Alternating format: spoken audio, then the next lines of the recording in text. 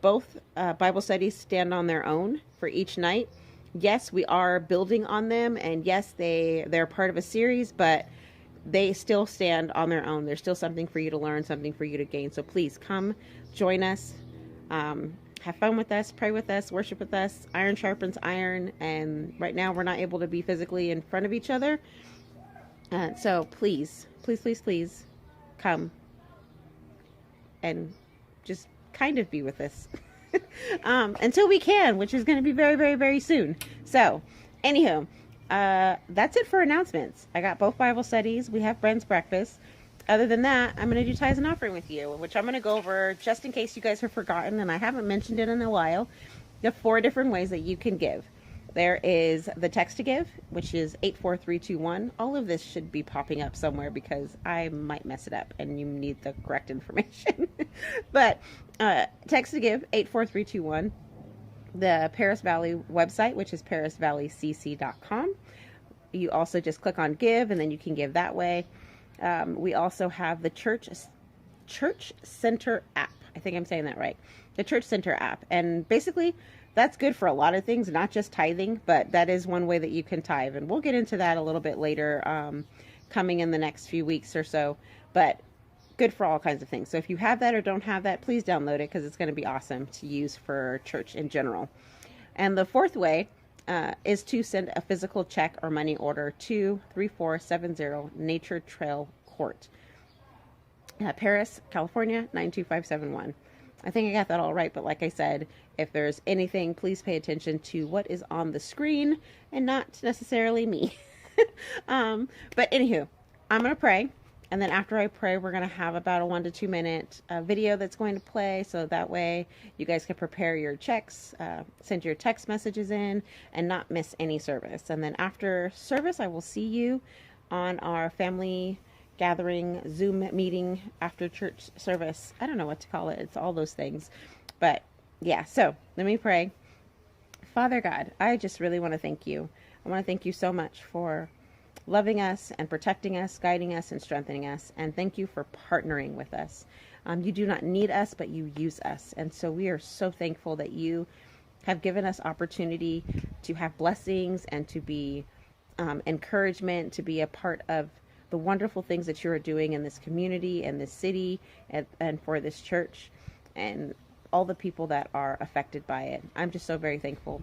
And I just pray, Father, that those who are putting their hands into your house, Father, that you are blessing them. I already know that you are, because your word says that you will bless us, that you will overflow with blessings. And that's physical and friends and family, and so we are so very blessed already, and so we are so very thankful. But I also want to pray a special blessing, Father God, for those who may have a fear or be scared or just not understand what it is that you're actually calling them to do. I pray that you give them wisdom, you give them courage, and you give them strength to have faith that you are going to take care of them, that you are going to supply every single need, and even give them the desires of their heart. And so we just pray, Father, to just be continued to bless this house, bless this kingdom, and to be a part of everything that you are doing. We thank you, we love you, and we praise you. In Jesus' name, amen. So, I will see you guys in the talking, messaging, texting, commenting area. I love you guys, and enjoy service. Bye. Justin here, and I wanted to show you one of the easiest ways for you to give to your church. All you gotta do, send a text message. Here, I'll show you how I set it up. All I need to do is text an amount to 84321, and a link will be sent back to me. I'll tap on that link, select my church, add an email address for the receipt, enter in my payment information, and that's it. From now on, when I want to give, I just grab my phone and text an amount. All right, let's donate $10 now. And that's it. Oh, I added an extra 0. Yeah, I'm gonna need to fix that. Luckily I can. Since it's been less than 30 minutes, I just send the word refund and that last donation will be refunded. I'm gonna try it again. And there we go. And that, my friends, is how you can give with a text message. Happy giving.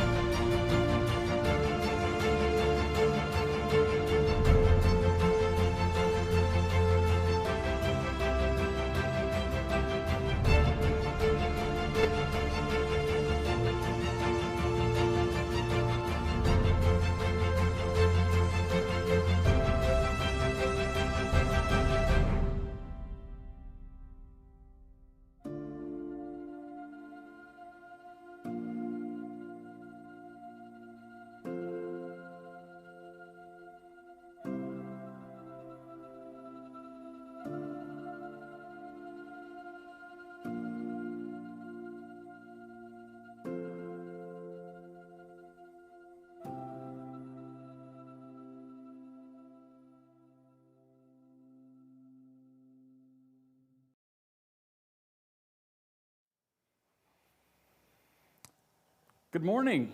Hi, I'm Pastor Chris, and welcome to week number 10 of online church.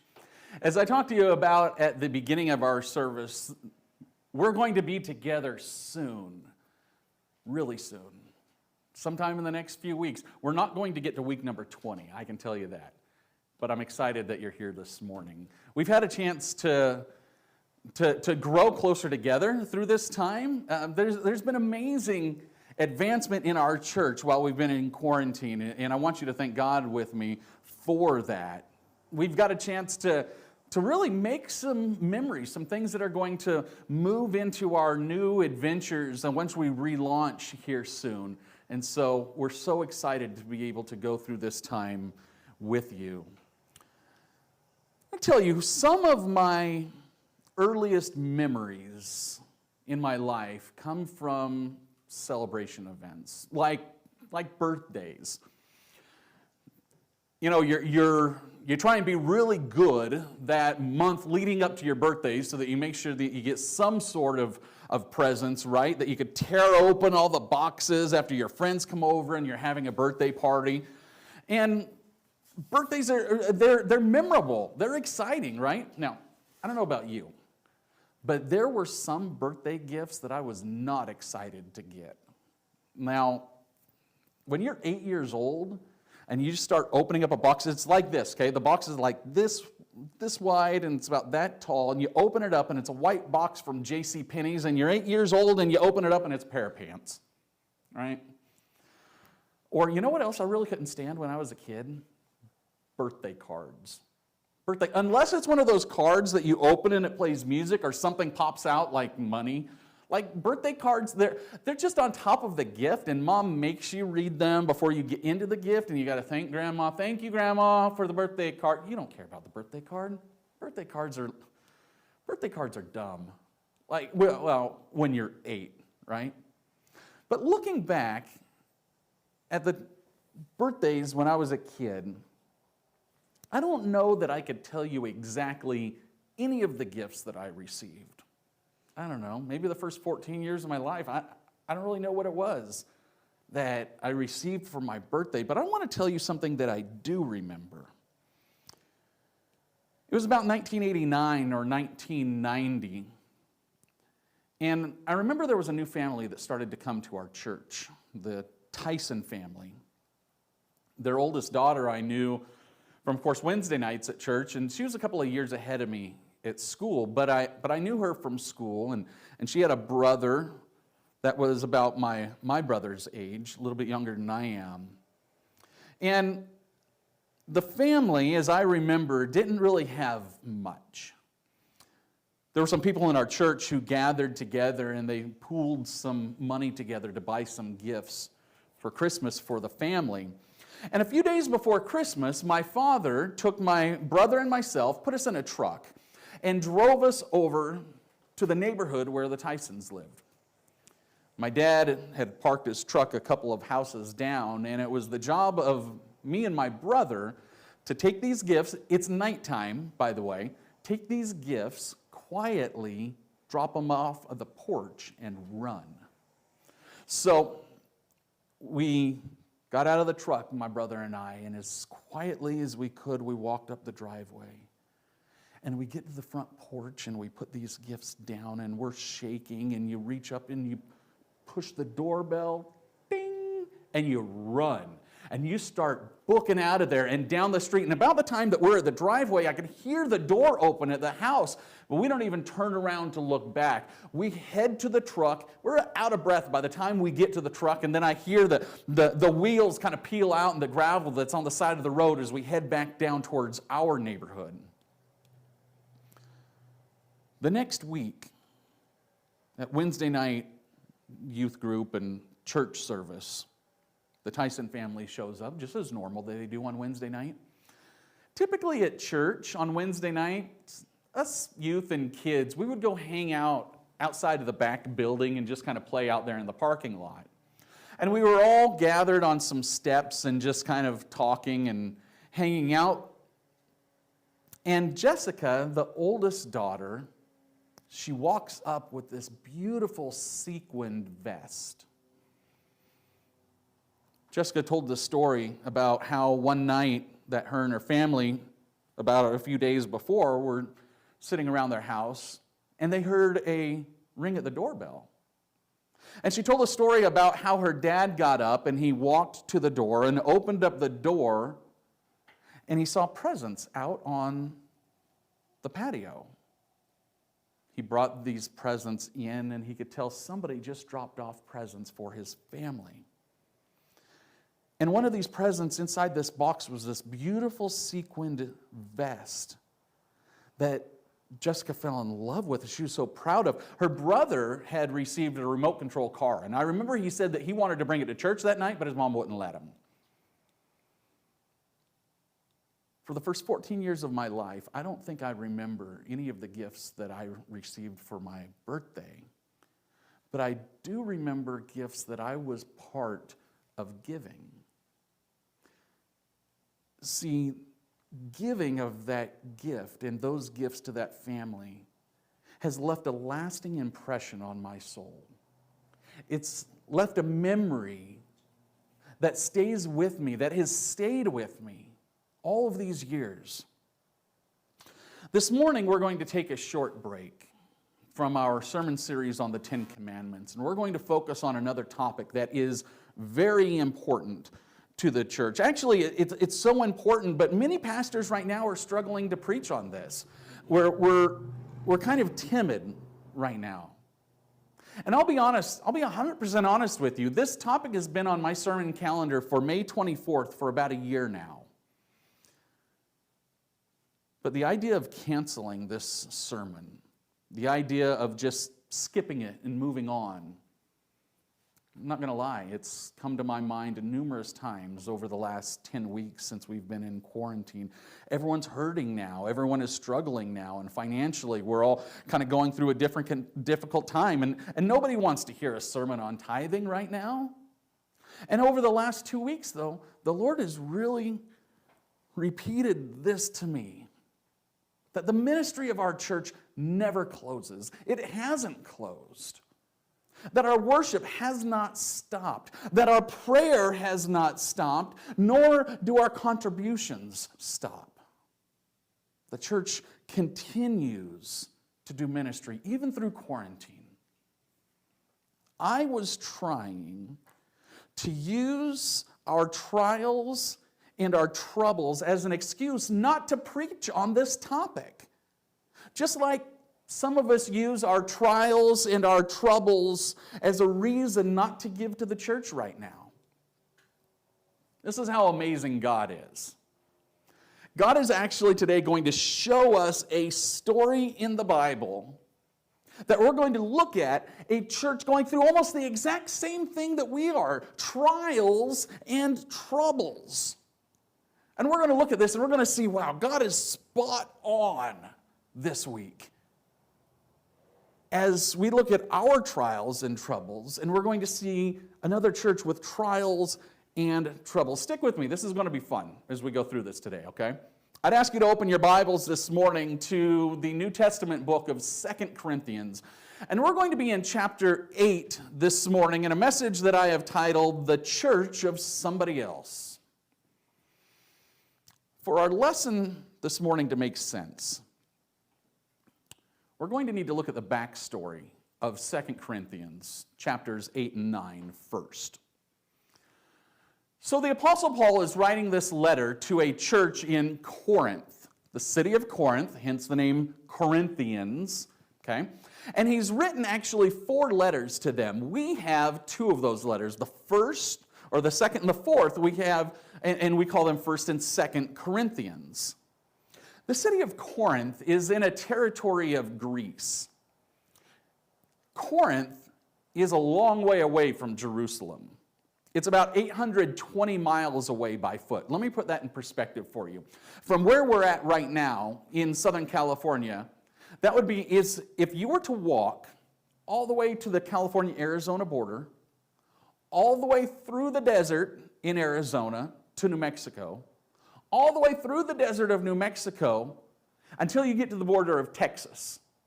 Okay? That's about 820 miles from where we're at in Southern California. You do all of that by foot.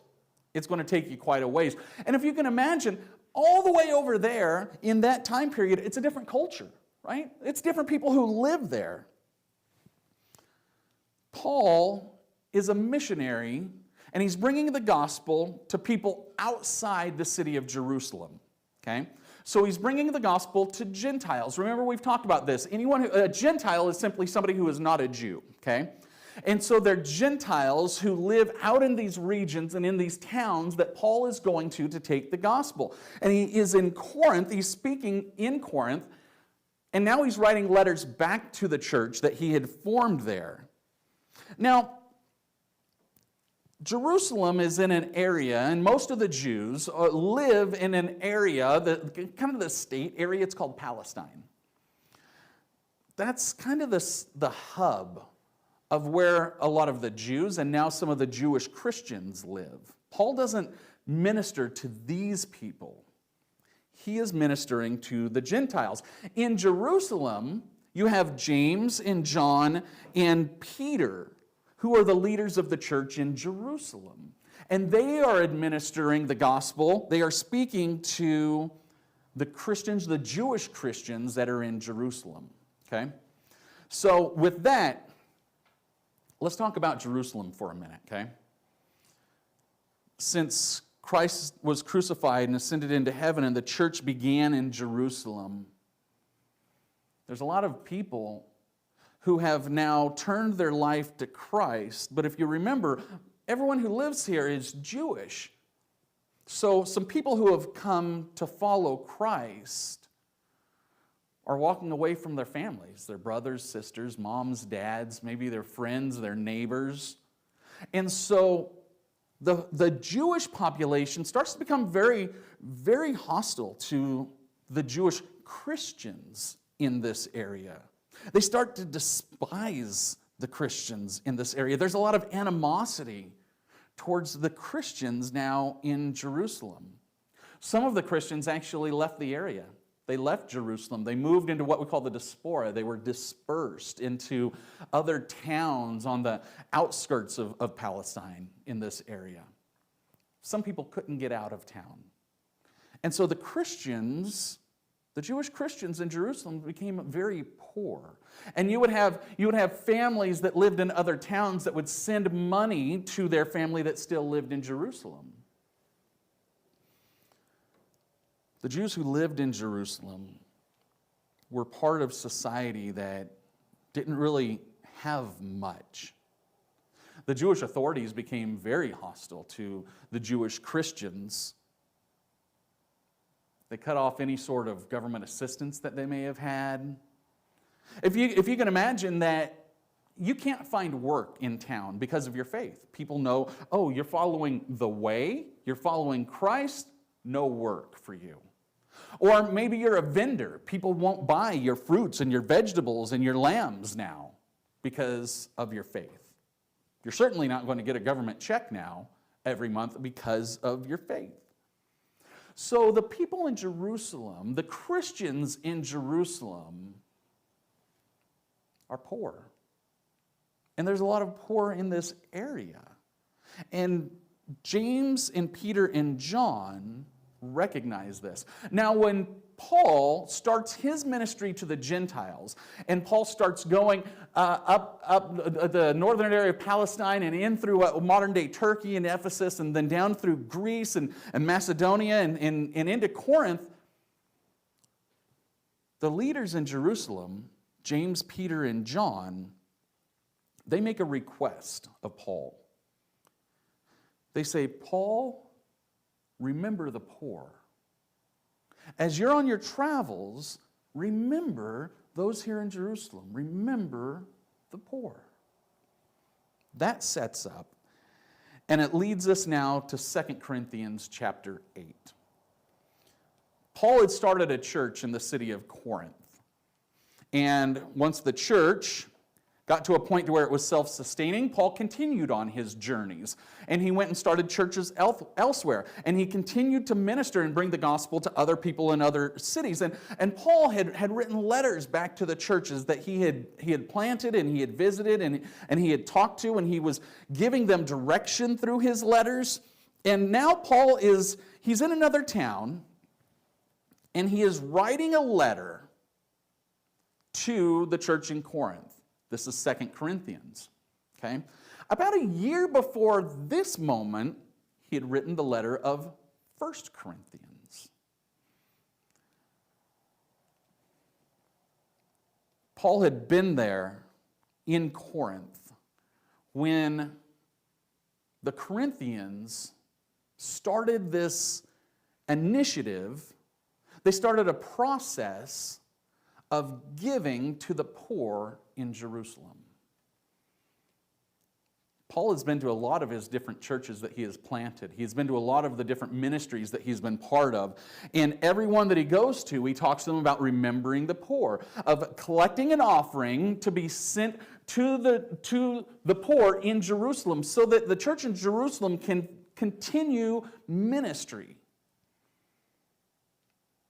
I want you to understand the reason that this offering is being taken among different churches.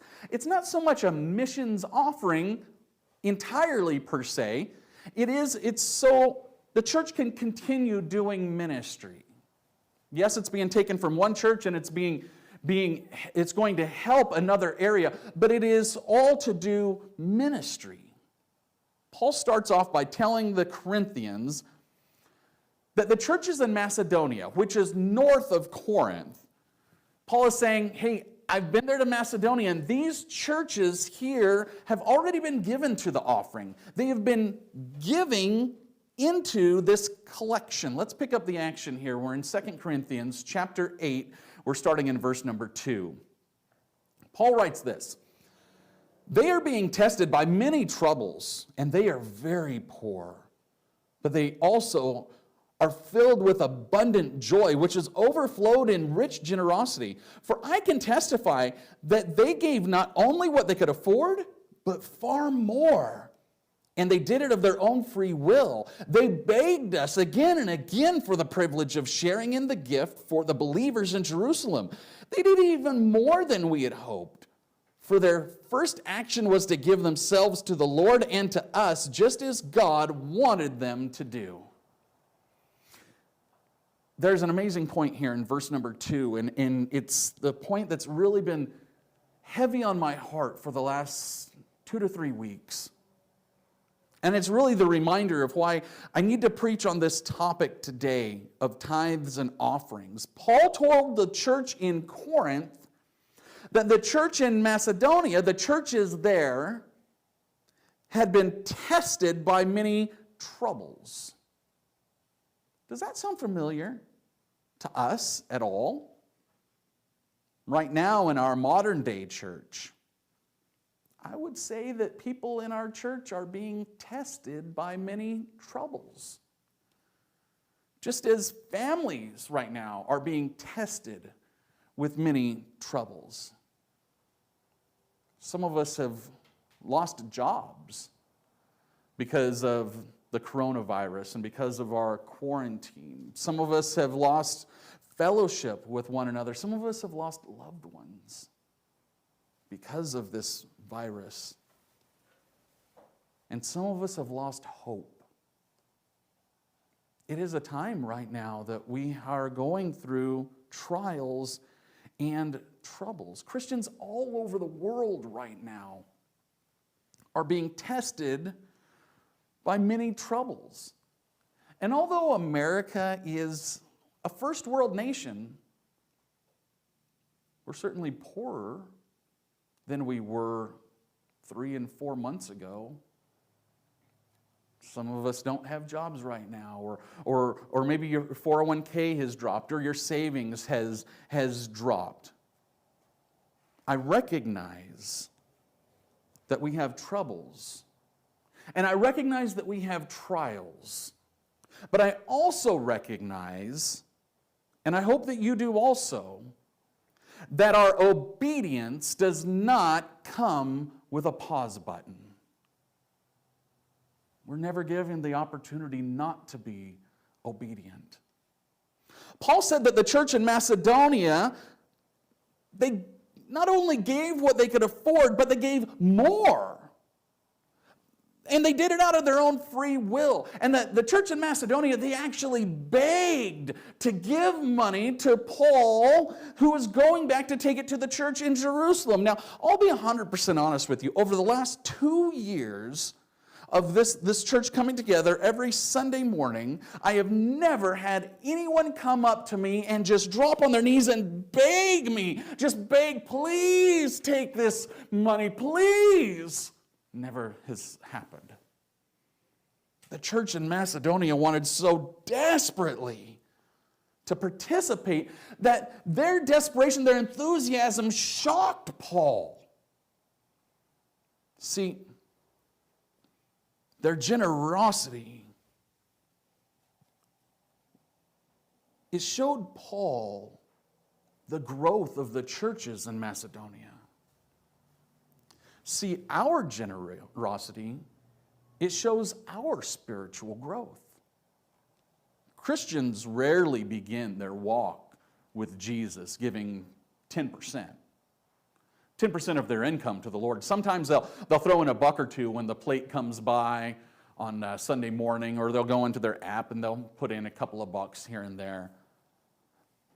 But it takes discipline to create a regular, systematic, planned direction of tithing and giving to God. It's not something that, let's face it, some who are early in their Christian walk, it's not that important yet, right? Tithing to the church is a maturity marker in our Christian walk. I want you to see this. This is point number 1 in your notes this morning. For those of you joining us for the first time, you can find on our website, PerrisValleyCC.com. Go about halfway down the page, you'll see sermon notes. You can print those out and follow along with us. Point number 1 in your notes this morning is this: ungenerous Christians are stunted souls. Ungenerous Christians are stunted souls. As a new Christian, or even a seasoned Christian, we can only grow in our walk with Christ before our personal limits on obedience become a barrier to our walk.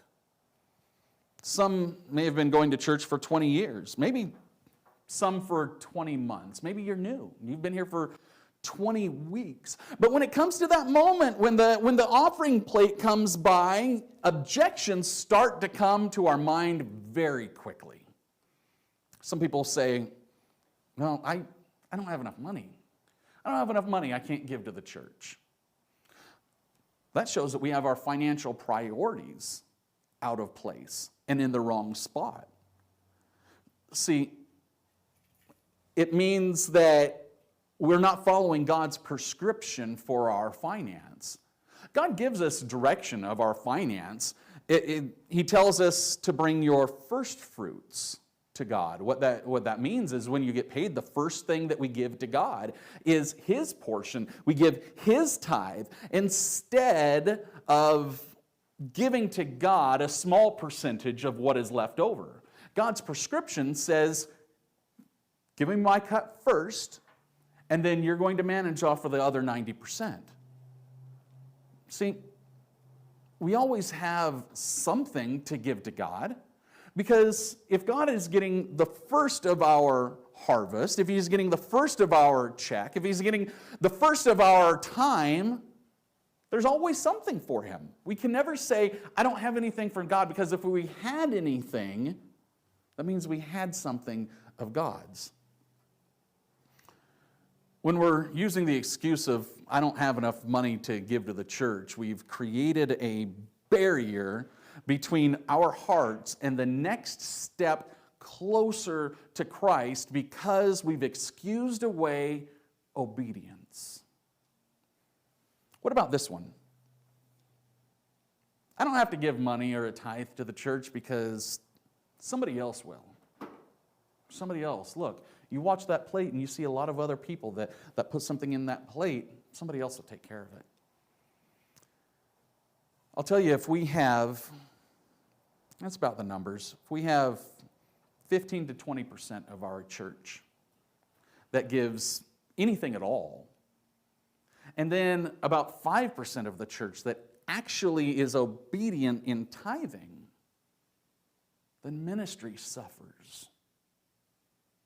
The church can't do what it needs to do to fulfill its obligation to the community and to bring others to Christ. I have never been to a church that had assigned parking for a guy named somebody else. Especially in a church our size. There is no somebody else. We're not a somebody else church. We're not.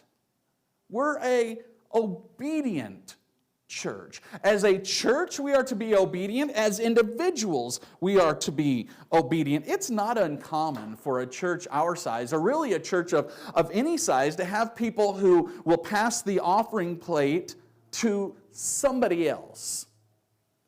Even people who will regularly volunteer for everything. Maybe they come and participate in Bible studies on a regular basis, and they'll show up to ministry events. They'll even lead groups. Maybe they're there to help on a festival event or a fundraiser. They want to be so involved, but their obedience to the tithe remains at 0.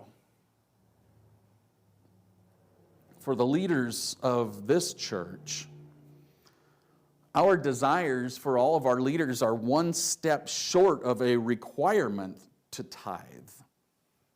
So the tithe to give of our 10%.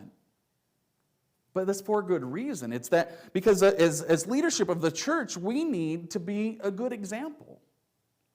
And if you're somebody who's been here at our church for quite a while now, you are a good example, or you are an example to somebody who has been here for a short amount of time. We are all examples to somebody new. Being this example is so important. I want to show you what Paul says about this. We're back in 2 Corinthians chapter 8. We're in verse number 6. Paul writes this, "So we have urged Titus, who encouraged your giving in the first place, to return to you and encourage you to finish this ministry of giving. Since you excel in so many ways in your faith, your gifted speakers, your knowledge, your enthusiasm, and your love for us, I want you to excel in this gracious act of giving. I'm not commanding you to do this, but I am testing how genuine your love is by comparing it to the eagerness of other churches. Watch this. Here's the principle. Point number 2 in your notes this morning is this. Nothing inspires a good endeavor as much as a good example. Paul told the church in Corinth that he wants them to see the churches in Macedonia as an example. Look at them. Look at what they're doing. I want you to use them as an example and follow their steps of generosity. And Paul tells them that as a church in Corinth, I recognize some things. You have some amazing traits. He says, I recognize that you in your church, you have some amazing speakers in your church. And in our context, that would translate into, hey, you've got some great Sunday school teachers. You've got some great people who could lead men's ministry. You've got some great people who could lead women's ministry. And Paul goes on to say, as a church, you're excelling in your knowledge. For us, that translates into, hey, as a church, you've got some people here who really study their Bible. You have some people here who are asking some really good questions. You have some people here who are diving into training on Ministry Grid or are diving into Bible studies on Right Now Media. You have some people who are learning about Jesus. And Paul says, I recognize that. I appreciate that.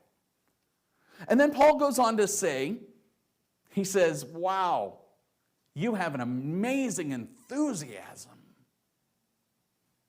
I can see it.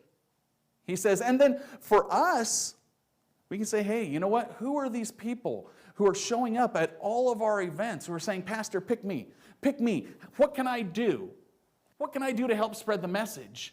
What can I do to help reach others?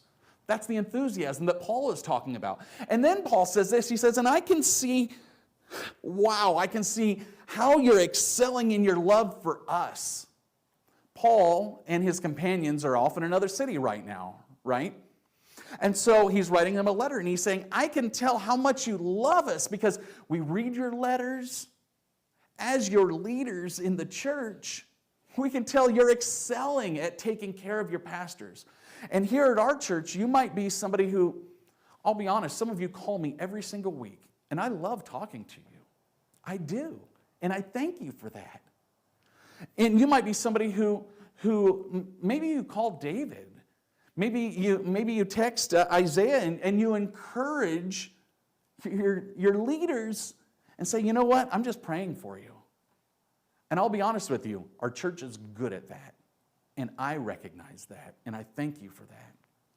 But I want you to see what Paul says next. He said this, but I also want you to excel in this gracious act of giving.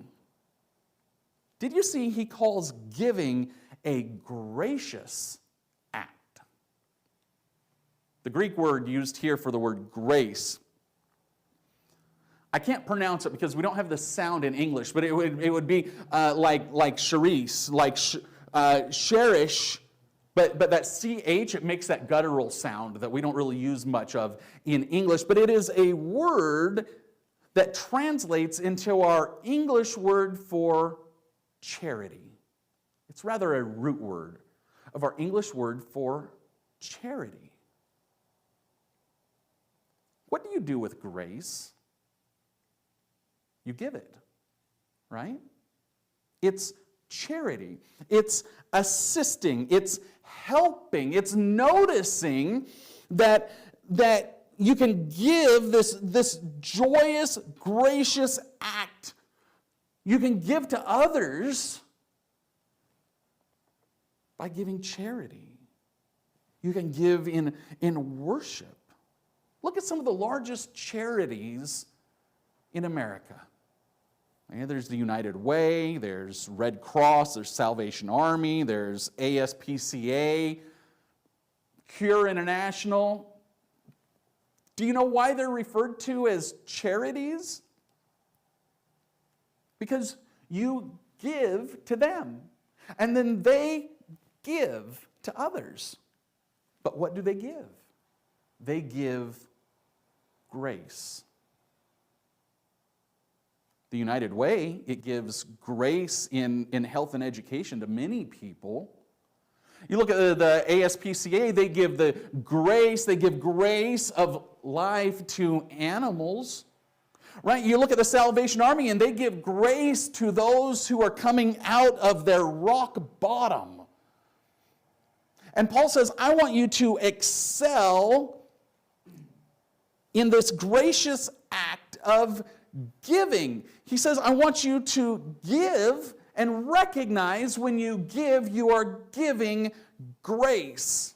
It is a gracious act. In this church, I would honestly love to be able to change the way we speak about the offering.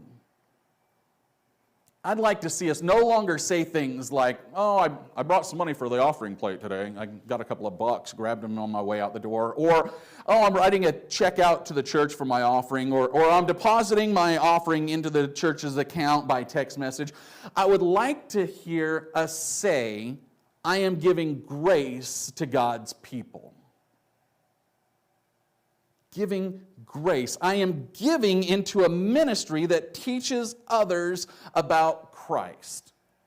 You think about it. The reason that you give to a nonprofit is because you have a connection to what they are doing, right? You give to the ASPCA because you have a connection to animals.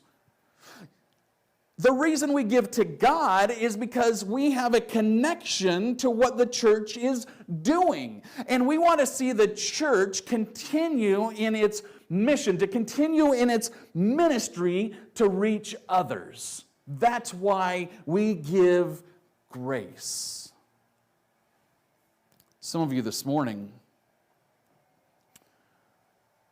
some of you are going to hear this message and you're going to make a decision.